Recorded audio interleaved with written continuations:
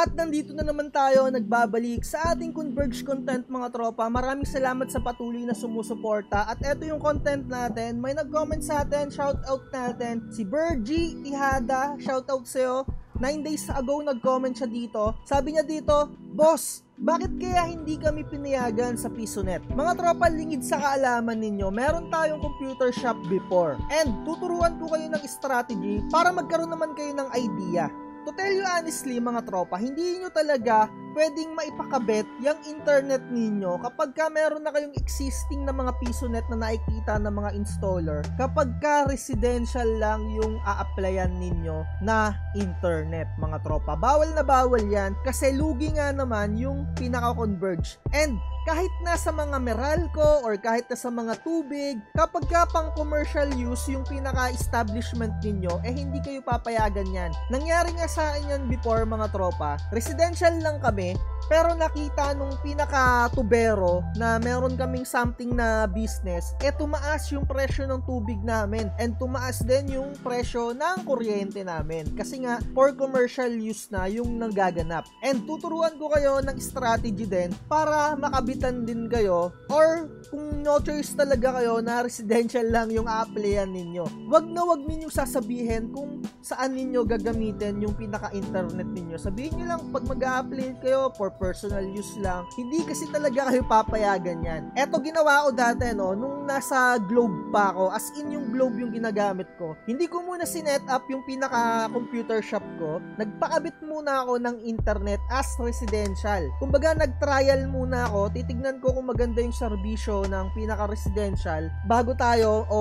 ako mag-transfer into business or yung business plan na tinatawag. And na-encounter ko ang pangit ng Globe. Pero so far, nagamit ko naman siya and hindi naman na bago, as in nagagamit ko siya as residential. Kahit na residential lang, meron akong 10 unit ng computer shop, 'di ba? Pero kung existing na, nakikita na ng pinaka-installer, nandiyan na yung mga unit mo ng computer, hindi ka kakabitan yan. Papa-applyan sa'yo yan, commercial. Mga tropa, ang gagawin ninyo, kapag ka nasa residential na kayo na, yung internet ninyo, residential na, may mga bibilihin kayo ng mga tools or equipment para magkaroon yung inyong mga computer ng internet. So, sa akin, meron akong MikroTik dito, and syempre, kailangan natin ng switch.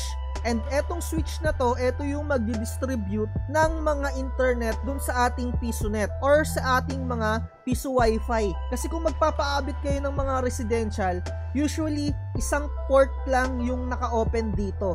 So, eto yung pinaka-modem, nakikita nyo naman siguro kahit papano. Sa likod nyan, may mga slot yan na para sa RJ45, gagaya neto. So, ang gagawin ninyo, paparamihin nyo yun.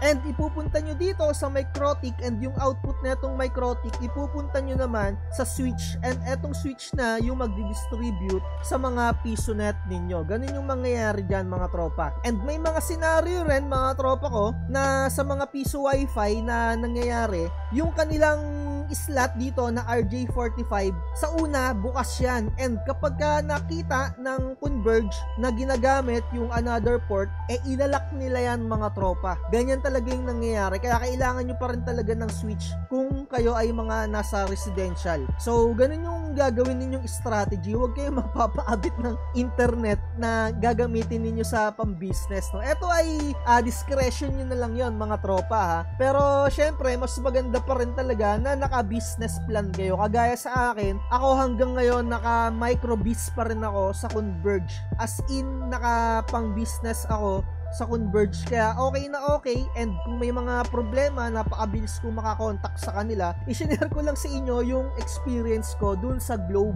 dahil residential yung in-upload ko dun sa Globe, yung pinaka-in-applyan ko. So eto sa Converge merong residential, and etong SME, small micro enterprise ata yung pinaka-ibig sabihin yan. Wala na yung micro-biz na in-applyan ko bago na siya ngayon Micro-biz max na yung pinakatawag sa kanya, and eto yung pinaka presyo niya 75 Mbps, ayan. Pero sa akin, 2,000 yung pinaka binabayaran ko monthly. Pero dito, no, medyo bumaba siya. Hindi ko alam kung anong nangyari.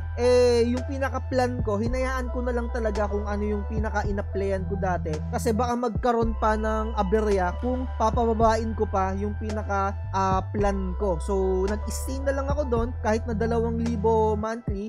Ayoko nang pababain pa ng ganito, baka bumagal pa yung internet ko, di ba? Meron na silang mga FlexiBiz, mga ganyan. So, syempre kapag mag-a-apply kayo ng ganito, merong kaukulan na permits. Yun nga lang talaga ang pangit. I mean, medyo mahigpit sila sa pag-a-apply ng mga ganitong plan. Hindi kagaya sa residential, konting kibot-kibot lang or konting pirma-pirma lang, okay na din. Pero syempre, kung nasa Pilipinas naman tayo, halos pera-pera lang naman din dito. Nagkataon lang din siguro dati yung pinaka-agent ko, sa tingin ko baguhan lang siya eh. Kaya talagang paper by paper yung ginawa ko dito. Wala akong ibinayad na under the table. And siguro kung makakatsamba kayo na merong mga under the table, baka hindi nyo na kailanganin pa ng mga business permit or kung anong mga permits pa. Ayun lang yung gusto kong sabihin sa inyo. Alam naman natin sa Pilipinas, talagang pera-pera lang naman na dito eh. Sa totoo lang naman talaga. Anyway, sa mga gustong magsimula ng ganyan, ng mga PisoNet or mga Piso Wi-Fi, make sure na mas maganda naka-business plan kayo. Pero kung ayun nga, naka-residential lang kayo, sundin nyo yung ginawa kong strategy na huwag kayong magpapakita ng mga abubot or mga computer ninyo bago kayo magpakabit ng internet kung gusto nyo residential lang.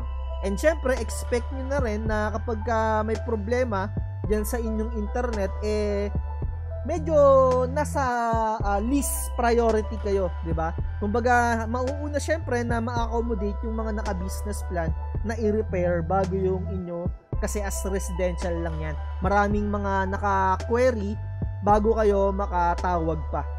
So, ayun lang. Sana nagkaroon kayo ng kahit papanong konting idea or strategy. Again ha, nasa sa inyo na yon kung gusto nyong gawin yung mga strategy na yon. Pero sobrang dami naman talagang gumagawa niyan. And yung mga ilan lang kasi talaga walang mga idea. Dito or kahit saan pa mang lugar, halos residential lang naman talaga yung mga ina-applyan kapag mga naka-PisoNet, 'di ba? So ayun na lang, like, share and subscribe. Bye-bye.